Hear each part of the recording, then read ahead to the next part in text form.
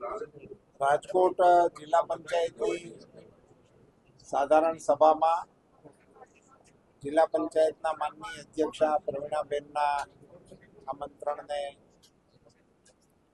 આધારે મને આવવાનો અવસર મળ્યો. બધા પદાધિકારીઓને ને અધિકારીઓને મળવાનો મોકો મળ્યો. તમે પૂછ્યું તે પ્રમાણે આજે ગ્રામ પંચાયતોને જિલ્લા પંચાયત તરફથી ખૂબ મોટી રકમની ફાળવણીઓ કરવામાં આવી છે. મને સ્મરણ કરવાનું મન થાય છે કે આપને બધાને પણ અને આપના માધ્યમથી પંચાયત સાથે સંકળાયેલા તમામ લોકોની જાણકારી માટે ગુજરાતમાં ભારતીય જનતા પાર્ટીની સરકાર મુરબ્બી શ્રી કેશુભાઈ પટેલ મુખ્યમંત્રી શ્રી હતા ત્યારે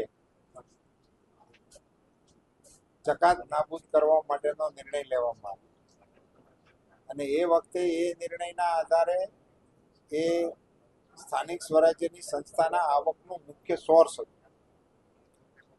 એને નાબૂદ કર્યા પછી જે તે વખતની જે સ્થાનિક સ્વરાજ્યની સંસ્થાઓનું આવક એનો સર્વે કરીને જેટલી આવક એમની હતી એટલી આવક રાજ્ય સરકાર તરફથી સ્થાનિક સ્વરાજ્યની સંસ્થાઓને આપવાનો નિર્ણય કરવામાં આવ્યો.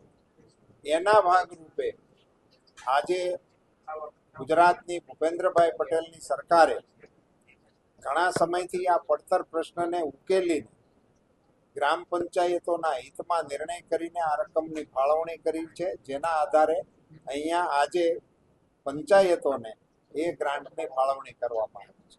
લોકોના પ્રશ્નના ચર્ચાને બદલે વિપક્ષ હંમેશા આક્ષેપો કરે છે શાસક પક્ષ સામે. આજે પણ વફાદારી નીકળ્યા અને ભ્રષ્ટાચારનો આરોપ ભારતીય જનતા પાર્ટીના શાસકો પર થાય. આમ તો થોડુંક ઇરિલેવન્ટ લાગે છે, પણ છતાંય કહું, આપે પૂછ્યું છે એટલા માટે કે આપે બધાએ ગંગોત્રી જોઈ છે. દિલ્હીની અંદર વિશ્વની અંદર ભારતને પ્રતિષ્ઠા અપાવે એવો કાર્યક્રમ ચાલી રહ્યો હતો.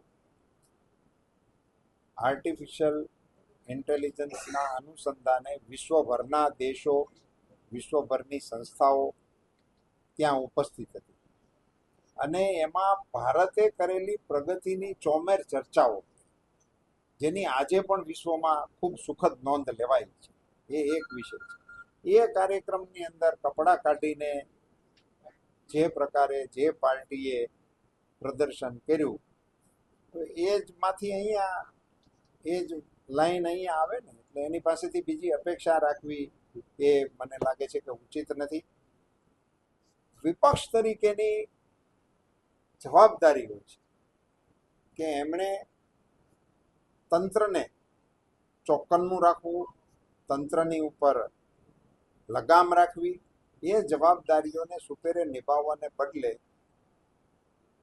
નિમ્ન સ્તરની રાજનીતિનો જે આશરો લેવાઈ રહ્યો છે એ આપણા માટે કમ છે.